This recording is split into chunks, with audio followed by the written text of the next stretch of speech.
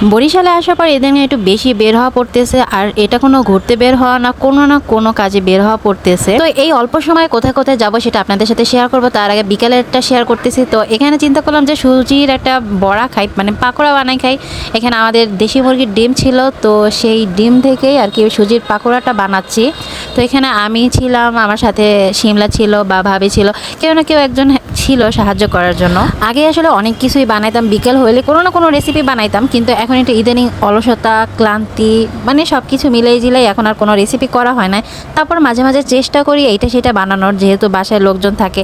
আর বাইরের খাবারের থেকে বাসার খাবারটাই আমার আম্মু বেশি পছন্দ করে। আর যেহেতু এখন আমার আম্মু অসুস্থ, আমার ছোট ভাই অসুস্থ, এর জন্য চিন্তা করলাম যে বাসায় যতটুকু পারি স্বাস্থ্যসম্মত বানানোর চেষ্টা করি, বাইরের খাবার না হয় একটু স্কিপই করলাম। আশেপাশে থেকে গাড়ির অনেক সাউন্ড পাওয়া দেখতে আছে, কিন্তু কিছু করার নাই। আর যেহেতু আমার বাসাটা একদম রাস্তার সাথে, তাই গাড়ি ঘোড়া 24 ঘন্টায় চলতে থাকে। এই সুজি বড়াটা কিন্তু বেশ ভালোই লাগে, খারাপ না। কিছুটা বিস্কুট টাইপের লাগে, আবার কিছুটা কেক টাইপের লাগে।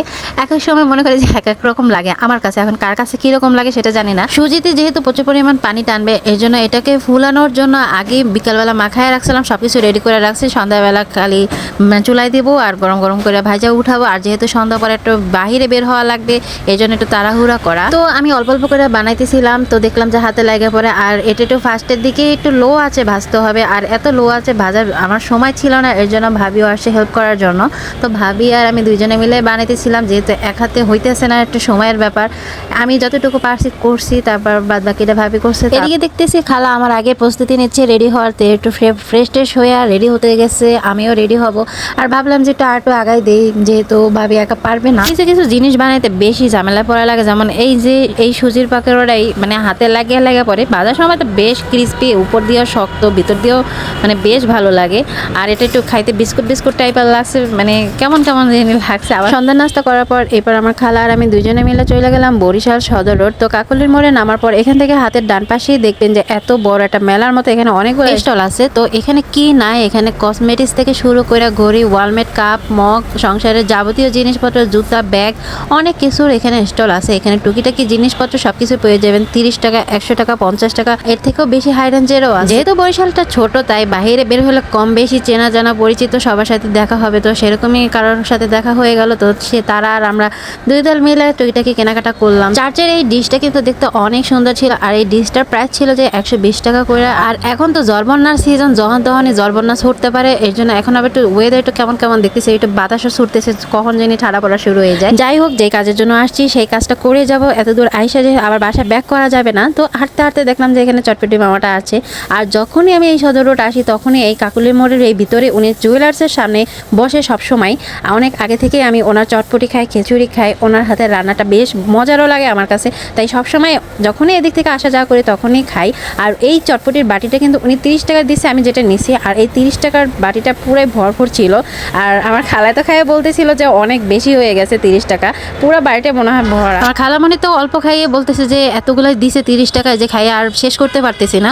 তারপরও দুজনের মানে মজায় আর কি খাইয়ে উঠলাম। তো চটপটি খাওয়া শেষ করে তারপর চলে আসলাম একটা জুয়েলার্সের দোকানে। এটা হচ্ছে যে কাঠপট্টির ভিতরে অপূর্ব জুয়েলার্স। আর এখানে আমার একটা জিনিস ছিল, সেটাই নিতে আসছিলাম আর কি। এবার চলে গেলাম মার্কেটের ভিতরে। তো মার্কেটের ওখানে হয়ে টুকিটাকি কিছু কেনাকাটা করে তারপর চলে আসলাম পোর্ট রোডের দিকে। তো পোর্ট রোডের এখানে দেখলাম যে 150 টাকা করে তরমুজ বিক্রি করতেছে। ভাবলাম যে এখান থেকে নিয়ে নিই। আর উনি বলতেছে সব কিছুই লাল হবে। তো একটা লাল হয়েছে, আর একটা লাল হয় না। পরের বার আবার ওনাকে বলে আরেকটা কাটাইলাম, উনি তো আবার ওইটা গসাই দিতে চাইছিল। কিন্তু মহিলা মানুষ সবসময় কিন্তু পিছিয়ে আর নাই, মহিলা মানুষকে সহজ সরল পাইয়ে গসাই দিতে পারবে, এটা কিন্তু সবার ভাবাটা হচ্ছে যে ভুল। তো আমাদের গসাই দিতে চাইছিল, বলছে যে দিলে দুইটাই দিবেন আমাদের পছন্দ অনুযায়ী, নাহলে আমরা নিব না। এই জন্য উনি আমাদের পছন্দ অনুযায়ী দুইটাই দিছে। আমরা 150 টাকা করে এই দুইটা তরমুজ নিয়ে আসলাম।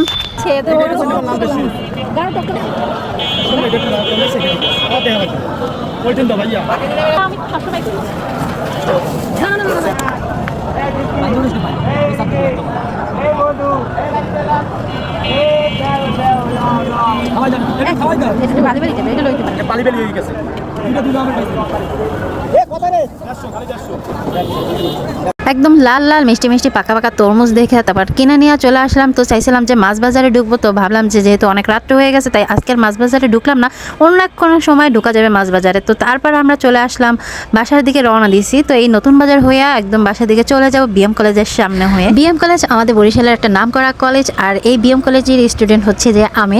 আর আমাদের বিএম কলেজটা কিন্তু অনেক সুন্দর। আর ঢাকা শহরে আসলে বের হইলে আর মানে বাসায় কখন যাবো কাজ শেষ করে অস্থির হয়ে যায় জ্যাম যানজটের জন্য। আর বরিশাল শহরে যদি একটু রাতের বেলাও ঘুরতে বের হয় মনে যায় না বাসায় এত তাড়াতাড়ি যাই, তারপর কি করার, বাইরে তো থাকা যাবে না, বাসায় যেতেই হবে। তো আগে ভাগে চলে যাচ্ছি। তো অনেক ঘোরাফেরা সবকিছুই হলো। তো আজকের মতো এ পর্যন্ত, আবারও নেক্সট ব্লগে দেখা হবে। আল্লাহ হাফেজ।